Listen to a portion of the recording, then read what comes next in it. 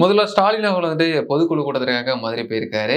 Road ஷோலாம் நடத்தியிருக்காரு sir. அங்க பார்த்தீங்கன்னா, கால்வாய்க்கெல்லாம் தூர்வாரப்படாமல் இருந்தது அது ஸ்க்ரீன் போட்டு மறைச்சிருக்காங்க. இருந்தாலும் அந்த மக்கள்லாம் பார்த்தீங்கன்னா, அதை கிழிச்சு எறிஞ்சிருக்காங்க சார். ஒரு பகுதி இன்னும் வளர்ச்சி அடையாம இருக்குதா சார்? தமிழகத்துல பல பகுதிகள்ல. தமிழ்நாடே வளர்ச்சி அடையாம இந்த 5 வருஷத்துல குட்டிச்சோரா போயிடுச்சு சார். 4 வருஷத்துல 2021க்கு அப்புறம் எந்த விதமான வளர்ச்சி திட்டங்களும் தமிழ்நாட்டுல பெருமளவு முன்னெடுக்கவே இல்லை. அங்கங்க பில்டிங் கட்டுறாங்க. கட்டுற பில்டிங்குக்கு அப்பம் பேரை வைக்கிறாரு. இதை தவிர இந்த அரசாங்கம் வேற எதுவும் புதுசான வளர்ச்சி திட்டங்களையோ இந்த வாங்குற கடனை வச்சு 5 லட்சம் கோடி கடன் வாங்கியிருக்காங்க. அதில் ப்ராப்பர்ட்டி கெயின் வர்றாப்புல இன்வெஸ்ட்மெண்ட் எதுவுமே பண்ணலை. ஒரு நம்ம நாட்டில் இருக்கிற சொத்து வளங்களை வைத்து காமிச்சு தான் நம்ம கடன் வாங்குறோம். அந்த கடன் வாங்குறப்ப அந்த சொத்தின் வளத்தை பெருக்குவதற்கு இந்த 5 லட்சம் கோடியை பயன்படுத்தல, இவங்க கொள்ளையடிக்க தான் பயன்படுத்தியிருக்கிறாங்க. தமிழ்நாடு முழுசும் எங்கேயுமே எந்த நலத்திட்ட பணிகளும் நடக்கவே இல்லை. இன்ஃப்ராஸ்ட்ரக்சர் டெவலப்மெண்ட் நடக்கவே இல்லை என்பதற்கு சான்றுதான் மதுரையில் ஸ்கிரீன் போட்டு மூடினது. அமெரிக்க அதிபர் இந்தியாவுக்கு வந்தப்ப குஜராத்தில் குடிசை பகுதிகளை ஸ்கிரீன் போட்டு மறைச்சாருன்னு இதே திராவிட அல்ல கைகள் திரு மோடி அவர்களையும் மத்திய அரசாங்கத்தையும் விமர்சனம் பண்ணாங்க. அது உண்மையா பொய்யாங்கிறது கூட டவுட்டா இருந்துச்சு. ஒரு பில்டிங் கட்டுறப்ப அதை மறைக்கிறதுக்கு போட்ட ஸ்க்ரீனை எடுத்து மாஃபிங் பண்ணி போட்டிருக்காங்கன்னு கூட பேசுனாங்க. சரி, அது குஜராத்தில் நடந்தது உண்மையா பொய்யான்னு தெரியாது. குடிசை பகுதிகளை மறைத்தார்னு நீங்கள் இவ்வளவு விமர்சனம் பண்ணீங்களே, இன்னைக்கு சாக்கடையை மறைக்கிறதுக்கு நீங்கள் துணி மரப்பு கட்டி வச்சிருக்கிறீங்க. அதை பப்ளிக் போய் கிழிச்சு இது உங்களுடைய முகத்திரையை கிழிக்கிறான். அதுக்கு அர்த்தம் அந்த ஸ்கிரீனை கிழிக்கல, திமுக அரசின் திராவிட மாடல் அரசின் திராவிட திருட்டு மாடல் அரசின் முகத்திரையை மக்கள் கிழித்தெறிந்திருக்கிறார்கள். சாக்கடையை கூட கிளீன் பண்ண முடியல. ஒரு முதலமைச்சர் ஒரு இடத்துக்கு போனாக்கா ரோடு செட் பண்ணிடுவாங்க, அந்த ஊரில் உள்ள இன்ஃப்ராஸ்ட்ரக்சரை சரி பண்ணுவாங்க. இது காலங்காலமாக நடக்கிற விஷயம். ஒரு முதலமைச்சர் எங்கள் பொதுக்குழுக்கு போறாரு, கிட்டத்தட்ட 15 நாளைக்கு கூட அறிவிச்சிட்டு போறாரு. அறிவிச்சிட்டு போறதுக்கு முன்னாடி கூட அந்த மாநகராட்சி அங்கே உள்ள திமுக மேயர் அந்த சாக்கடையை தூர்வாரி சுத்தம் பண்ணி அதில் ஸ்கிரீன் கட்ட வேண்டாம ஒரு நிலையை உருவாக்கக்கூடிய நிலையில் இந்த அரசாங்கம் இல்லை. இவர்கள் கொள்ளையடிப்பதற்காக மட்டும்தான் இந்த திராவிட திருட்டு மாடல் அரசாங்கத்தை நடத்தி கொண்டிருக்கிறார்கள் என்பது இதிலிருந்து வெட்ட வெளிச்சமா மக்களுக்கு புரிந்து கொள்ள முடிகிறது. இதுதான் நிதர்சனமான உண்மை. எங்க சார் இவங்க ஏதாச்சும் ஒரு இன்னைக்கு நல்ல நல்ல ரோடுலாம் இருக்குன்னா மத்திய அரசாங்கத்தோட ரோடு, நேஷனல் ஹைவேஸ் தான் ஒழுங்கா இருக்குது. நேஷனல் ஹைவேஸ் தான் ரோடு போட்டு வச்சிருக்காங்க, பாலம் கட்டி வச்சிருக்காங்க. இவங்க கட்டின பாலம் முதல் நாள் திறக்கிறாங்க, மறுநாள் இடிஞ்சு போயிடுது. 300 கோடிக்கு பாலம் கட்டாங்க, மழை வெள்ளம் வந்துச்சு, பாலமே அடிச்சுக்கிட்டு போயிடுச்சு. இவங்க கட்டுற இன்ஃப்ராஸ்ட்ரக்சர் இந்த லட்சணத்தில் தான் இருக்குது. ஸோ இவங்க எந்த விதமான மக்கள் நல பணிகளையோ அல்லது நாட்டின் மாநிலத்தினுடைய உள்கட்டமைப்பு வசதிகளையோ இவர்கள் செய்யவே இல்லை. திடீர்னு அறிவிப்பு, நவீன தமிழ்நாட்டின் சிற்பி கலைஞர் அவர்களின் பெயரில் ஈசிஆரில் ஒரு கலையரங்கம் ஒன்றை கட்ட போகிறாங்களாம். ட்ரேட் சென்டர் ஒன்று ஆரம்பிக்க போகிறாங்களாம். நவீன தமிழ்நாட்டினுடைய சிற்பி காமராஜர் கிடையாது, ராஜாஜி கிடையாது, பூரண மதுவிலக்கை கொண்டு வந்த ராஜாஜி சிற்பி கிடையாது, பெருந்தலைவர் காமராஜர் சிற்பி கிடையாது, சத்துணவு மதிய உணவு திட்டத்தை காமராஜர் கொண்டு வந்தார் பிள்ளைங்களை ஸ்கூலுக்கு போகிறதுக்கு. அதை இன்னும் கொஞ்சம் டெவலப் பண்ணி சத்துணவை கொண்டு வந்தார் புரட்சித் தலைவர் எம்ஜி ராமச்சந்திரன். அவர் நவீன தமிழ்நாட்டின் சிற்பி கிடையாது. அதே மக்கள் திலகம் எம்ஜிஆரால் 3 முறை தோற்கடிக்கப்பட்ட கருணாநிதி, செல்வி ஜெயலலிதா அவர்களால் 2 முறை தோற்கடிக்கப்பட்ட கருணாநிதி, மக்கள் நிராகரித்திருக்கிறார்கள். கிட்டத்தட்ட எம்ஜிஆர் காலத்தில் ஒரு 15 வருஷம், ஜெயலலிதா காலத்தில் ஒரு 10 வருஷம் தொடர்ந்துன்னு மக்களால் புறக்கணிக்கப்பட்ட கருணாநிதி தான் நவீன தமிழ்நாட்டின் சிற்பியாம்.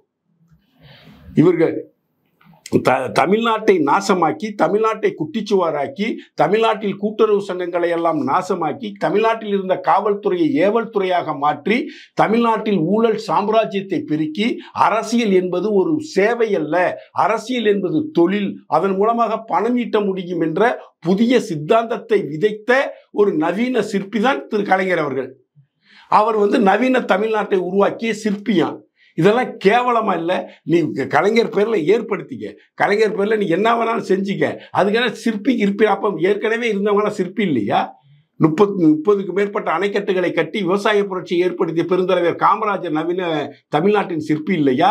பல்வேறு இந்துஸ்தான் போட்டோ இண்டஸ்ட்ரியிலிருந்து, துப்பாக்கி தொழிற்சாலையிலிருந்து, பெல் தொழிற்சாலையிலிருந்து, பெரிய பெரிய இண்டஸ்ட்ரிகளை தமிழ்நாட்டுக்கு, சேலம் உருக்காலையிலிருந்து பெரிய பெரிய இண்டஸ்ட்ரிகளை தமிழ்நாட்டிற்கு கொண்டு வந்து பல்லாயிரக்கணக்கான பேருக்கு வேலைவாய்ப்பை உருவாக்கி கொடுத்து ஒரு மிகப்பெரிய தொழில் புரட்சியை ஏற்படுத்திய பெருந்தலைவர் காமராஜர் தமிழ்நாட்டின் சிற்பி கிடையாது.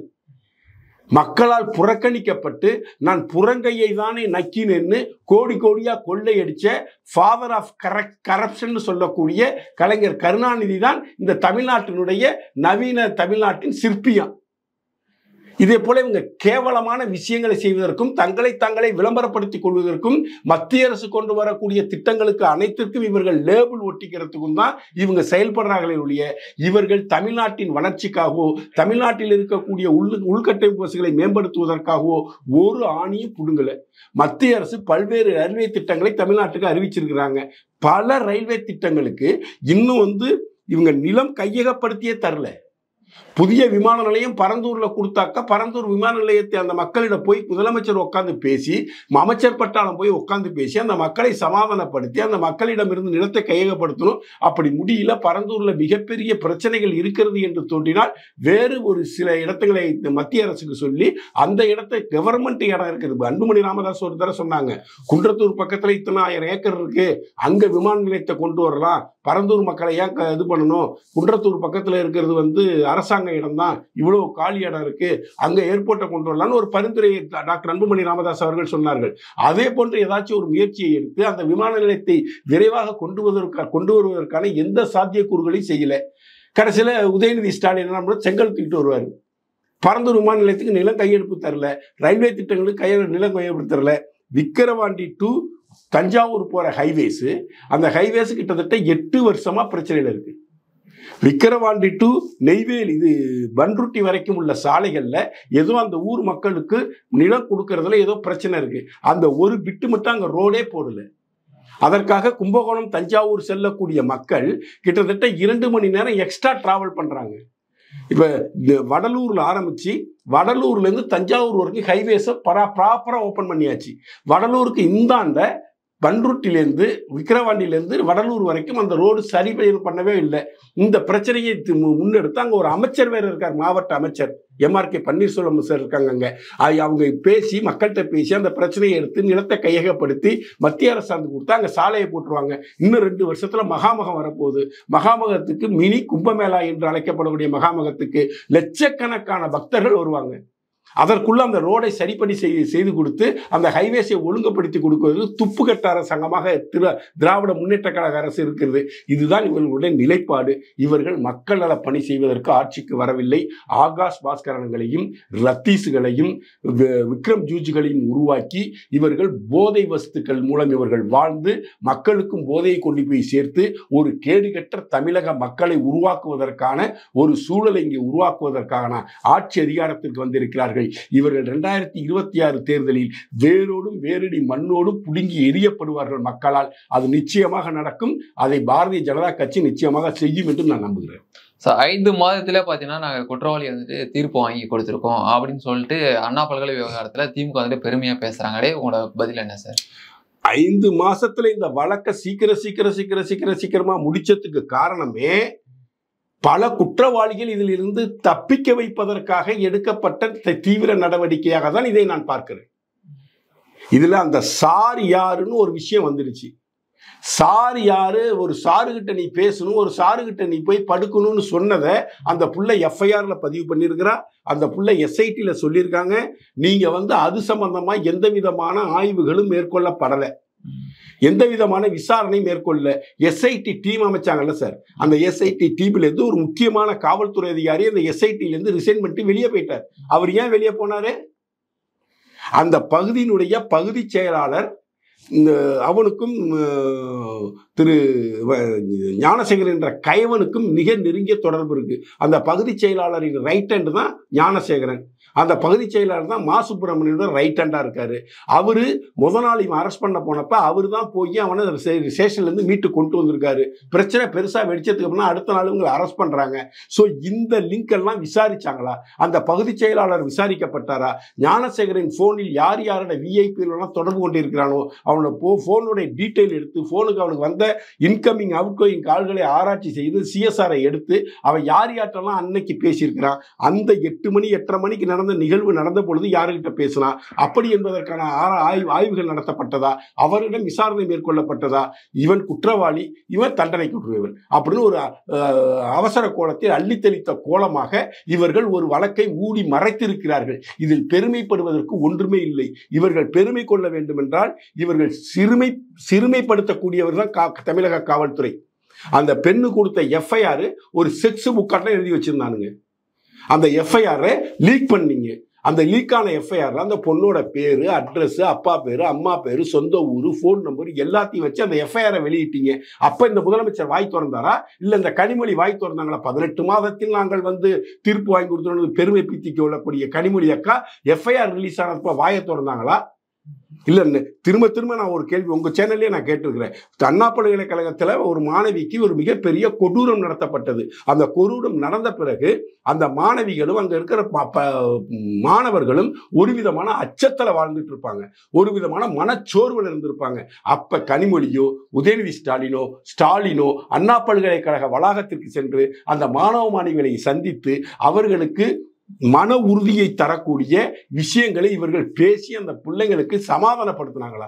இது ஒரு தவறு நடந்துருச்சு, தவறு செய்தவர்கள் கண்டிக்கப்படுவார்கள், அவர்கள் எப்படியா இருந்தாலும் அவர்கள் யாராக இருந்தாலும் நாங்கள் விடமாட்டோம், இனி இந்த வளாகத்தில் அப்படிப்பட்ட எந்த விஷயமும் நடக்காத அளவுக்கு நாங்கள் கண்காணிப்பை தீவிரப்படுத்துவோம் என்று கூறி அந்த மாணவிகளுக்கு மன உறுதியை ஏற்படுத்துவதற்கும் அவர்களுக்கு கவுன்சிலிங் போல கொடுப்பதற்கும் இவர்கள் போகணும். ஏன்னா இவன் தான் ஆட்சி அதிகாரத்தில் இருக்கிறவங்க.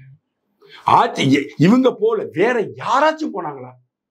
அந்த வழக்கு வந்தப்ப யாரு முதல்ல கம்ப்ளைண்ட் கொடுத்தா அப்படிங்கிறதுல உயர்கல்வித்துறை அமைச்சர் கோவி செழியன் அந்த பெண்ணே புகார் கொடுத்தாங்கன்னு சொல்றாரு.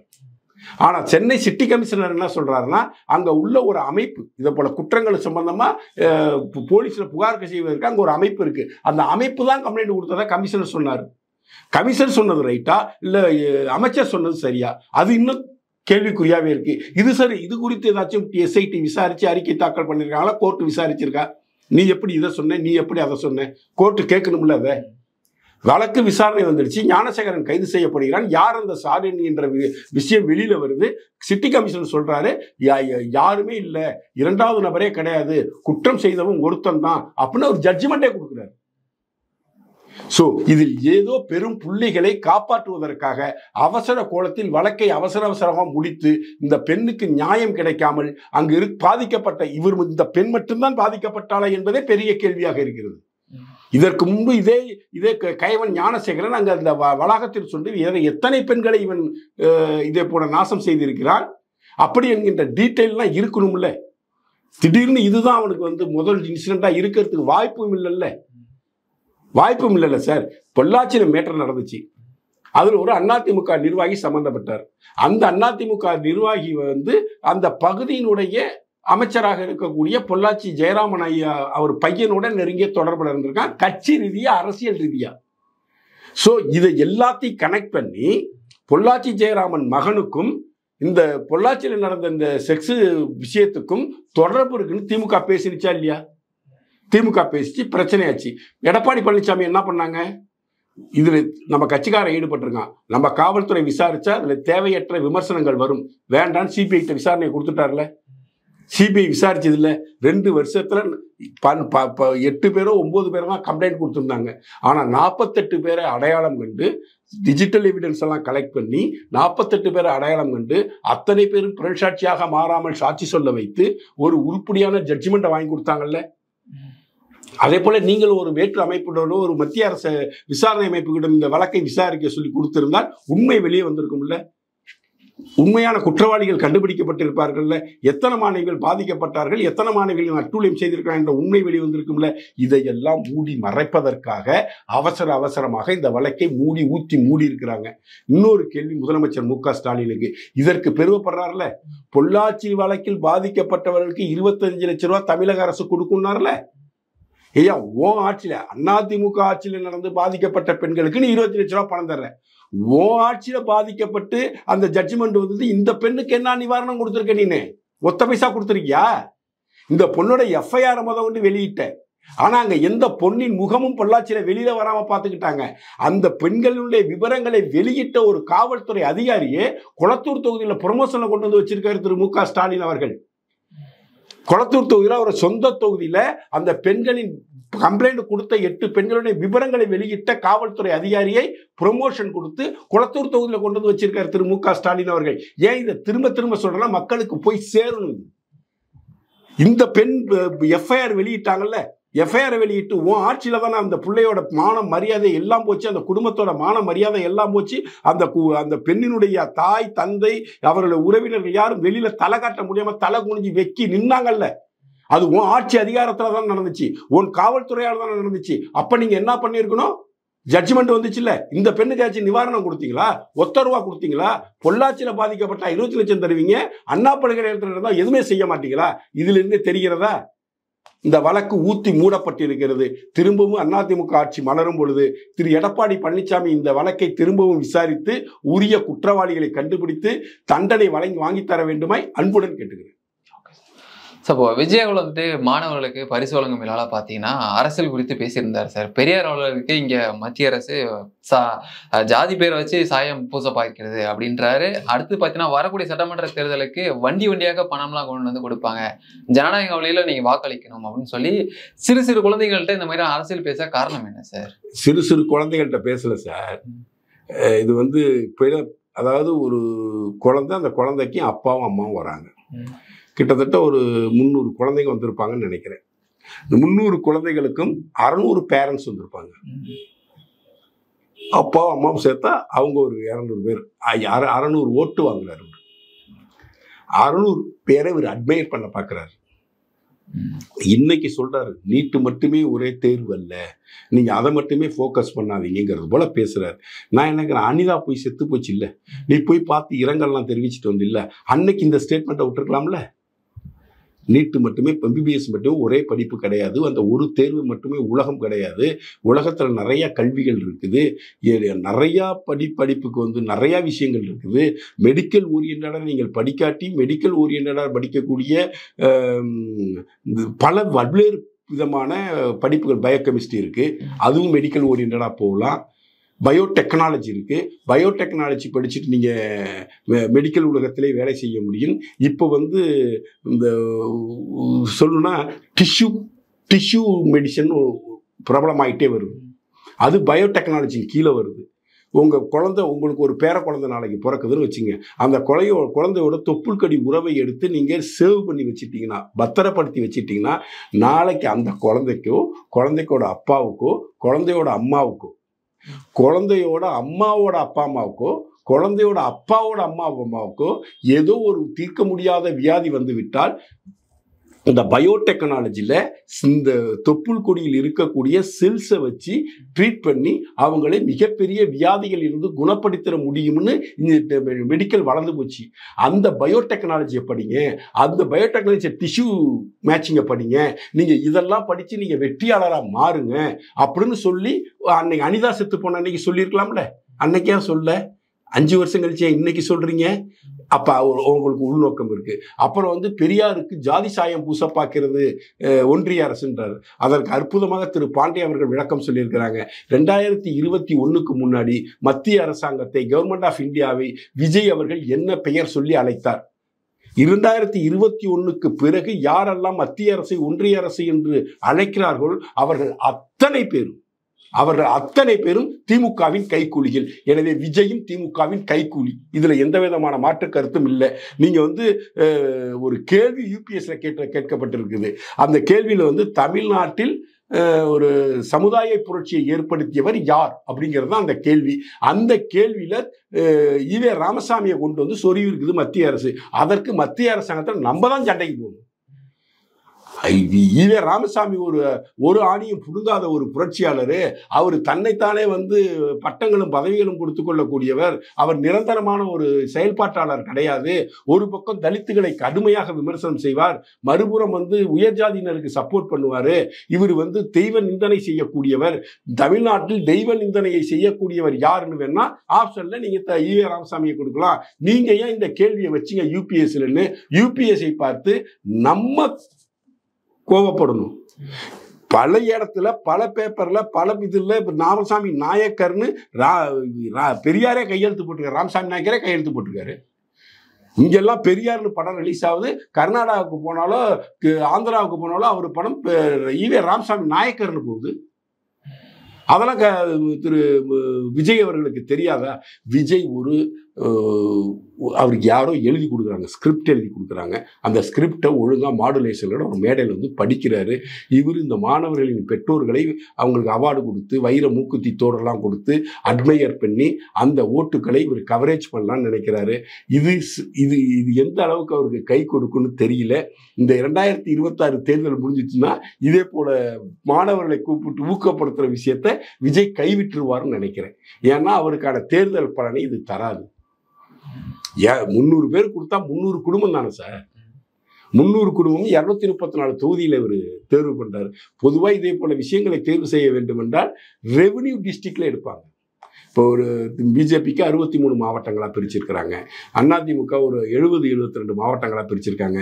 திமுக ஒரு 70-80 மாவட்டங்களாக பிரிச்சிருக்கிறாங்க. பாட்டாளி கட்சி தான் ஐயா பெரிய ஐயா சொன்னாங்க 106 மாவட்ட தலைவர்கள் செயலாளர்கள் இருக்கிறாங்க. ஸோ ஆனால் அதெல்லாம் விட்டுட்டு ரெவென்யூ டிஸ்ட்ரிக்ட் வைஸ் தான் கல்வி மாவட்டம், ஒவ்வொரு கல்வி மாவட்டமும் இருக்கு. அந்த கல்வி மாவட்டத்தில் யாரும் ஃபர்ஸ்ட் செகண்ட் தேர்வு செய்வாங்களா? 234 தொகுதிகளுக்கும் போனா இப்போ புதுக்கோட்டைன்னு ஒரு ஊர் இருக்கு சார். புதுக்கோட்டையில வந்து புதுக்கோட்டை சட்டமன்ற தொகுதி கிடையாது. புதுக்கோட்டையில ஒரு பாதி இந்த பக்கம் போயிடும், ஒரு பாதி அறந்தாங்கி தொகுதிக்கு போயிடும், ஒரு பாதி திருச்சி தொகுதிக்கு போயிடும். அப்போ புதுக்கோட்டையில ஒருத்தன் வந்து மார்க் எடுத்துனா நீங்க எப்படி இதை கண்டுபிடிப்பீங்க? அவனை புதுக்கோட்டை மாவட்டம் புதுக்கோட்டை தொகுதியில் அறிவிப்பீங்களா, அறந்தாங்கி தொகுதியில் அறிவிப்பீங்களா, சிவகங்கை தொகுதியில் காரைக்குடி தொகுதியில் அறிவிப்பீங்களா? கன்ஃபியூஸ்டான ஒரு தொகுதி தானே. நீங்க எப்படி 234 தொகுதியில் இருந்து நீங்க ஆளை தேர்ந்தெடுப்பீங்க? அதுவே ஒரு ஃபோர்ஜரி தானே. அதுவே ஒரு ஃபோர்ஜரி. நீங்க கல்வி மாவட்ட அளவில் இருக்கக்கூடிய குழந்தைகளை தேர்வு செய்து நீங்க கொடுத்தீங்கன்னா அதுல ஒரு நியாயம் இருக்கு. இதுவே ஃபோர்ஜரி. இதுல அந்த மீட்டிங் முடிஞ்சு எம்பளத்தி 4 புஷி ஆனந்தும் லாட்ரி திருடன் ஆதவர்ஜனும் பேசிக்கிட்டு வராங்க. அந்த வீடியோ வைரல் ஆயிட்டு இருக்கு, பாத்தீங்களா? அந்த பேசிக்கிட்டு வராங்க. அண்ணாமலைனாச்சும் சில்லற உதிரி கட்சிகளை வச்சுக்கிட்டு போட்டி போட்டு 18% ஓட்டு வாங்கினாரு. பிஜேபி விட்டு எடப்பாடி கூட்டணி விட்டு எப்போ வேணாலும் வெளியே போயிடுவாரு. இவர் வந்து அரசியல் சாணக்கியன். ஆதவர்ஜினா, நீ ஃபர்ஸ்ட் உன் மாமனாருக்கு எப்படி பணம் வந்துச்சு? அவன் உன் மார்ட்டினுடைய மகளை திருமணம் செய்வதற்கு முன்பு உன்னுடைய வருமானம் என்ன, உன்னுடைய சொத்து மதிப்பு என்ன? லாட்ரி மார்ட்டினை கல்யாணம் செய்த பிறகு உனக்கு கிடைத்த பொருளாதார பலம் என்ன? நீ அரசியலில் ஒரு நிலைப்பாடை எடுத்து ஒரு கட்சியில சேர்ந்திருக்கிற, ஒரு வெள்ளை அறிக்கையை தாக்கல் பண்ணிட்டு அப்புறமா நீ இதெல்லாம் பேசணும். எடப்பாடி கிட்ட நீ வர்றன்னு சொன்ன, நீ துணை முதலமைச்சர் கேட்ட, சரிபாதி தொகுதி கேட்ட, போங்கடான்னு உங்களை பீச்சக்காயால எட்டி உழைச்சிட்டு பிஜேபி கூட்டணியே பரவாயில்லன்னு உள்ள வந்துட்டாரு. பிஜேபி கூட்டணி அமைஞ்சதுக்கு அப்புறம் உங்களை நம்பி எந்த கட்சி கூட்டணிக்கு வரமாட்டேங்கிறான், சில்லறை கட்சி கூட வரமாட்டேங்கிறான். அதனால அந்த ஆதங்கத்துல லாட்ரி மார்ட்டின் இதை பத்தி பேசியிருக்காரு. லாட்ரி மார்ட்டினை பக்கத்துல வச்சுக்கிட்டு ஊழலை ஒழிப்பேன்னு திரு விஜய் அவர்கள் பேசுவது என்பது சாத்தான் வேதம் ஓதுவது போல இருக்கா இல்லையா? லாட்ரி மார்ட்டின் யார்கிட்ட திருடினாரு? மிட்டா மிராசுகள்கிட்டையும் கோடீஸ்வரர்கள்ட்டையும் பணம் படைத்தவர்கிட்ட திருடினாரு. லாட்ரி சீட்டு வாங்கினா நம்ம லட்சாதிபதி ஆகிடலாம், லாட்ரி சீட்டு வாங்கினா நமக்கு பணம் கிடைச்சிடும் அப்படி என்று நம்பக்கூடிய ஏழை தொழிலாளர்கள், வண்டி இழுக்கக்கூடியவங்க, ரிக்ஷா ஓட்டக்கூடியவங்க, ஆட்டோ ரிக்ஷா ஓட்டக்கூடியவங்க, விவசாயிகள், இது போல கீழ்நிலையில் இருக்கக்கூடிய பணத்தை கொண்டு வந்து 1 ரூபா கொடுத்து 2 ரூபா கொடுத்து 10 ரூபா கொடுத்து லாட்ரி சீட்டை வாங்கி நமக்கு அதிர்ஷ்டம் வந்துடாதான், நம்ம ஜெயிச்சிட மாட்டோமா, லாட்ரி டிக்கெட் விழுந்தா நம்ம குடும்பம் நல்லா இருக்குமேனு வாங்கின அந்த ஏழை பாலைகளுக்கு டூப்ளிகேட் லாட்ரி டிக்கெட்டை அடிச்சு விற்று நாசம் பண்ணி சமுதாயத்தை நாசப்படுத்தி ஒரு மாபெரும் ஊழலை செய்து அதில் கோடி கோடி கோடி கோடியாக கொள்ளையடித்து அந்த பணத்தில் வந்த மனிதன் இந்த ஆதவ் அர்ஜுன். இவனை பக்கத்துல வச்சுக்கிட்டு தேர்தல் வகுப்பாளர் மாநில செயலாளர்னு ஒரு பதவியை கொடுத்து நீ ஊழலை ஒழிப்பேங்கிறிய, உன்னை மக்கள் நம்புனாக்கா அந்த மக்கள் முட்டாள்கள் அல்லவா? முட்டாள்களாக இருக்க முடியும்? ஊழலை ஒழிக்க போறேன்னு சொல்லிட்டு நீ சகாயம் ஐஏஎஸ் பக்கத்துல வச்சுக்கிட்டு ரைட்ல சகாயம் ஐஏஎஸும் லெப்ட்ல ஆதவ் அர்ஜுனும் வச்சிருக்கிற. புரிஞ்சுங்களா? சகாயம் ஐஏஎஸ் யாரு? கிறிஸ்துவர். விஜய் யாரு? கிறிஸ்துவர். ஆதவ் அர்ஜுன் யாரு? கிறிஸ்துவர். ரோமன் கத்தோலிக் டீமு இது கிறிஸ்துவ மிஷினரிகளின் கூடாரமாக திரு விஜய் அவர்கள் தனது கட்சியை உருவாக்கி இருக்கிறார் என்பது பட்டவர்த்தனமான உண்மை. இதை விஜய் ரசிகர்கள் ஃபர்ஸ்ட் புரிஞ்சுக்கணும். ஒரு கிறிஸ்துவ முதலமைச்சரை தமிழ்நாட்டுக்கு கொண்டு வர வேண்டும். அவர் போட்டியிட்டு வெற்றி பெற்று அவர் முதலமைச்சர் ஆகிவிட்டால் ஒரு கிறிஸ்துவ முதலமைச்சர் தமிழ்நாட்டுக்கு வந்துடுவார். நம்ம மத மாற்றத்தை எளிதாக செய்யலாம், மதத்தின் பெயரை வைத்து கொள்ளையடிக்கலாம். அப்படி என்பதற்காக கிறிஸ்துவ மிஷினரிகளை இறக்கிட்டு இருக்காங்க. ஒன்னு திமுக ஜெயிக்கணும். திமுக ஜெயிச்சாலும் அவங்களுக்கு எந்த பிரச்சனை இல்லை, இதே விஷயத்த செய்வாங்க. இல்ல கிறிஸ்துவ முதலமைச்சரே வந்துடணும். அதனாலதான் ஐயா சகாயத்தை கொண்டு போய் உள்ள விட்டுருக்காங்க. கிறிஸ்துவர் சகாயத்தை, கிறிஸ்துவர் ஆதவ அர்ஜுன் அவங்க உள்ள போயிருக்காரு.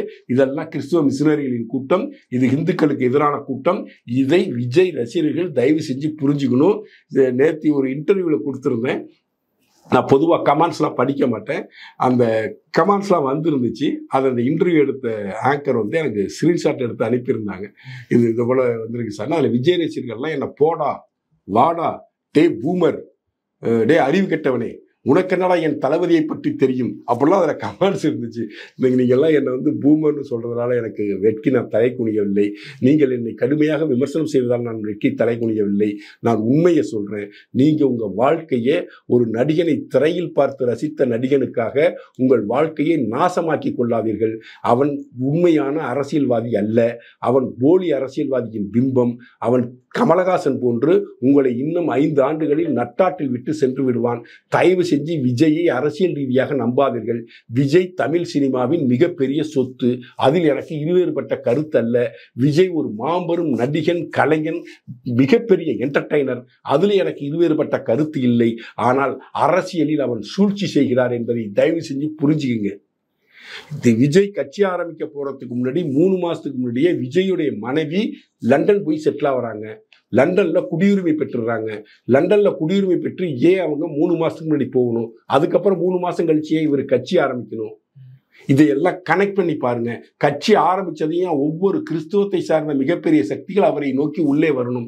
அப்படி என்பதெல்லாம் விஜய் ரசிகர்கள் ஆராய்ந்து பார்த்து நீங்கள் தீர்க்கமாக உங்கள் வாழ்க்கையை நடைமுறைப்படுத்திக் கொள்ள வேண்டும். உங்கள் வாழ்க்கையை வடிவமைத்துக் கொள்ள வேண்டும். உங்கள் அரசியல் பார்வையில் நீங்கள் தெளிவடைய வேண்டும் என்பதற்காக சொல்கிறேன். நீங்கள் என்னை விமர்சனம் செய்வதால் எனக்கு எந்த விதமான பின்னடைவும் இல்லை என்பதையும் விஜய் ரசிகர்களுக்கு தெரிவித்துக் கொள்கிறேன். சார், கமலஹாசன் அவர்கள் தமிழ் குறித்து பேசியதே கர்நாடகாவில் பெரிய சர்ச்சையை ஏற்படுத்தியிருக்கு சார். சித்தராமையா மறுக்கிறார். வரலாறு தெரியாம கமலஹாசன் அவர் பேசுகிறார் சொல்லிட்டு நம்முடைய முதலமைச்சர் அதற்கு எதிர்வினை கூட ஆற்றாம இருக்காரு. உங்களோட பதில் என்ன சார்? சார், கேரளாக்காரங்க எது செஞ்சாலும் முதலமைச்சர் எதிர்வினை ஆற்ற மாட்டார். முல்லை பெரியாறுல கேரள அரசாங்கம் மிகப்பெரிய துரோகத்தை தமிழகத்துக்கு தொடர்ந்து செய்து கொண்டே இருக்கிறது. அதற்கு முதலமைச்சர் என்னைக்காச்சும் எதிர்வினை ஆற்றியிருக்காரா? கேரள முதலமைச்சரை இந்த 4 வருஷத்துல 3 தடவை சந்திச்சிருக்காரு. 3 தடவை சந்திச்சப்பையும் ஒரு அஜெண்டாவா முல்லை பெரியார் சம்பந்தமா பேச்சுவார்த்தை நடத்துறதுக்கு ஏதாச்சும் முன்னெடுப்பு எடுத்து பேச்சுவார்த்தை நடத்தியிருக்காரா?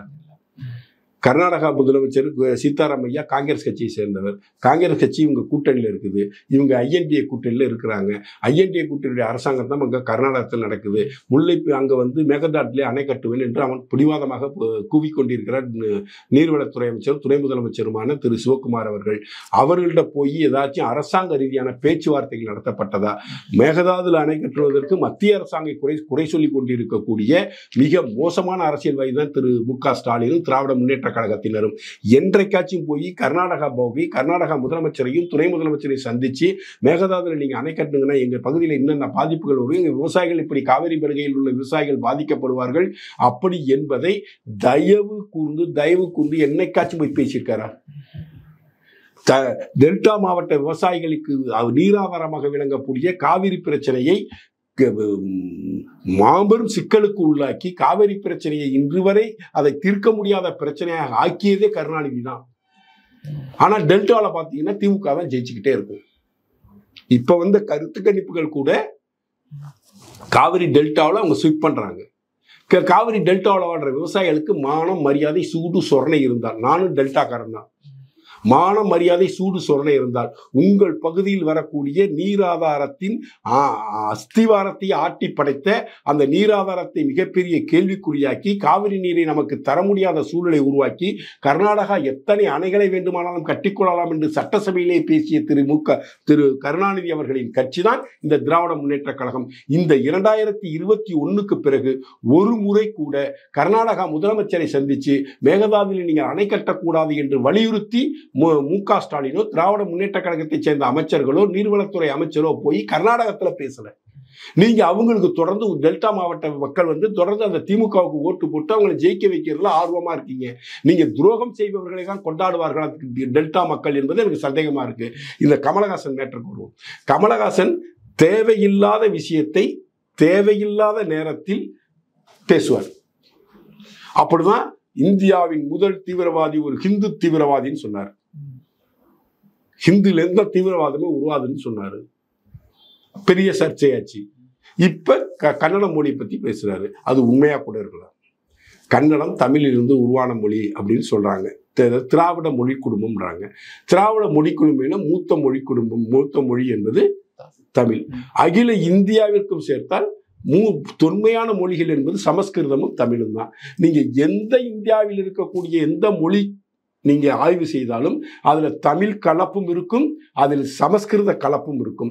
தமிழ்நாட்டில் இருக்கக்கூடிய தமிழ்ல வழக்கத்திலையும் புழக்கத்திலையும் இருக்கக்கூடிய பல்வேறு சொற்கள் சமஸ்கிருத சொற்களாக இருக்கும். கருணாநிதி சமஸ்கிருதம், உதயநிதி சமஸ்கிருதம், உதயசூரியன் சமஸ்கிருதம். இப்படி சமஸ்கிருதம் கலக்காத தமிழ் சொற்களே இல்லை. அப்ப தமிழ் சொற்கள் இல்லைன்னா கன்னட சொற்களும் இருக்காது, மலையாள சொற்களும் இருக்காது, தெலுங்கு சொற்களும் இருக்காது. ஏன்னா அது தொன்மையான மொழி. அந்த மொழிக்கு அப்புறம் தான் தமிழுக்கும் சமஸ்கிருதத்துக்கும் பிறகுதான் மற்ற மொழிகள் உருவாகின. அப்ப அவனுடைய தாக்கம் அதுல இருக்கதான் செய்யும். அதனால தமிழ் மொழியிலிருந்து கன்னடம் உருவாச்சு என்றோ கன்னட மொழியிலிருந்து தெலுங்கு உருவாகிறது என்று இப்படிலாம் ஒரு குழப்பமான சூழ்நிலையை உருவாக்குவது அங்கு கர்நாடகத்தில் வாழக்கூடிய லட்சக்கணக்கான கோடிக்கணக்கான தமிழர்களுக்கு எதிராக இந்த பிரச்சனையை திசை திரும்பிவிடும் என்பது கூட புரியாமல் 10ஆம் பசலியாக ஒரு அரைவே காட்டுத்தனமாக கமலஹாசன் பேசியிருக்கிறார். பெங்களூர் சிட்டியில மட்டும் கிட்டத்தட்ட 1 கோடிக்கும் அதிகமான தமிழர்கள் வசிக்கிறாங்க. ஐடி கம்பெனியில் வேலை செய்கிறாங்க, மற்ற நிறுவனங்கள் நடத்துகிறாங்க, டிரான்ஸ்போர்ட் நடத்துகிறாங்க, மெடிக்கல் ஃபீல்டில் இருக்கிறாங்க. கிட்டத்தட்ட 1 கோடி குடும்பங்கள் அங்கே வாழுது. நாளைக்கு கர்நாடகாக்காரன் ஒரு நடிகை ஒருத்தன் அப்படி பேசிவிட்டான்னு பூந்து தமிழ்நாட்டுக்காரங்களாம் அடிப்பான்னு அவன் மூளை கட்டவன், அவன் முட்டா பையன். காவேரியில் தண்ணி விடுறதுக்கு சுப்ரீம் கோர்ட் ஜட்ஜ்மெண்ட் கொடுத்தா அவன் தமிழ்நாட்டிலேருந்து போகிற பஸ்ஸை கொளுத்துறவன், லாரி டிரைவரை அடிச்சுக்கிறவன், கொலை பண்ணுறவன், அவனோ முட்டாள்கள், அவனோட வெறி பிடித்தவர்கள் கர்நாடகக்காரர்கள். கர்நாடக மொழிவெறியும் இனவெறியும் கொண்டவர்கள் கர்நாடகக்காரர்கள். அதை பல முறை நம்ம பார்த்துருக்கோம். அப்படி இருக்கிறப்ப நீ இதே போல பிரச்சனையை ஊதி அவன் மொழி சார்ந்த ஒரு பிரச்சனையை நீ ஊதிட்டா அங்க உள்ள வாழக்கூடிய தமிழர்களுக்கு பாதுகாப்பு இருக்குமா? உடனே சீமான் குதிக்கிறாரு, நீ கமல் படத்தை வெளியிடவில்லை என்றால் நாங்கள் ஒரு கன்னட படத்தையும் இங்கு வெளியிட மாட்டோம். இதுவா பிரச்சனைக்கு தீர்வு?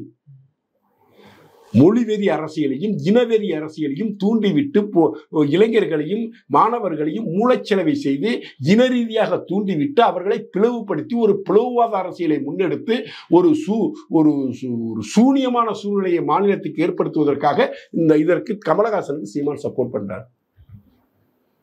நான் மன்னிப்பு கேட்க மாட்டேன்றாரு.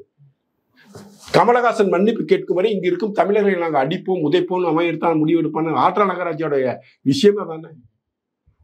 வாட்டாள் நாகராஜ் தமிழர்களுக்கு விரோதி. வாட்டாள் நாகராஜ் அவன் கட்சிக்காரன் அதை எடுப்பான்னு அவன் எடுத்தவன் தானே. ஏற்கனவே நீ படம் மட்டும் ரிலீஸ் ஆகட்டி பரவாயில்ல, தமிழ் படமே ரிலீஸ் ஆகணும்னு ஒரு முடிவு எடுத்தான்னா தமிழ் பிலிம் இண்டஸ்ட்ரி வந்து இன்னைக்கு பேன் இண்டியாவா ஆயிடுச்சு. எல்லா ஸ்டேட்லையும் ரிலீஸ் ஆகுது. கர்நாடகத்தில் ரிலீஸ் ஆகும்னா அவனை இன்வெஸ்ட் பண்ணியிருப்பான். இன்வெஸ்ட் பண்ண ப்ரொடியூசர் ரோட்ல நிற்பான். உனக்கு எதுக்கு இந்த வேலை? சிவராஜ் நடிகர் சிவராஜ் நீ பாராட்டுனா பாராட்டு, கட்டிப்பிடி, முத்தம் கொடு, அவன் வீட்டுக்கு போய் சோறு தின்னு, உன் வீட்டுக்கு அழைச்சி போய் அவனுக்கு சோறு போடு, எது வேணாலும் செய். என் மொழியிலிருந்து பிறந்ததுதான் உங்கள் மொழின்னு அங்கே போய் ஏன் பேசணும்னு கேட்குறேன். நீ அறகுறை எதையும் கமலஹாசனுக்கு முழுசா தெரியாது. அறகுறை நீ அறகுறையா இருந்துக்கிட்டு எவனோ எங்கேயோ சொன்னதை ஏதோ வாட்ஸ்அப்ல வந்த செய்தியை வச்சுட்டு பொது மேடையில் பேசுற. ஏன்னா நீ அரசியல் கட்சி தலைவனா வேற இருக்க, நீ ராஜ்யசபா எம்பியா வேற இருக்கிற. நீ பேசுறப்ப அது வைரல் ஆகும், நீ பேசுறப்ப அது சென்சேஷன் ஆகும். இந்த அடிப்படை அறிவு கூட இல்லாமல் திரு கமலஹாசன் அவர்கள் வேண்டுமென்றே ஒரு இன வெறியை தூண்டிவிட்டு கர்நாடகத்தில் வாழக்கூடிய தமிழர்களுக்கு பாதுகாப்பு இல்லாத சூழ்நிலையை உருவாக்கி இருக்காருன்னு இதுல இருந்து நான் பாக்குறேன் சார்.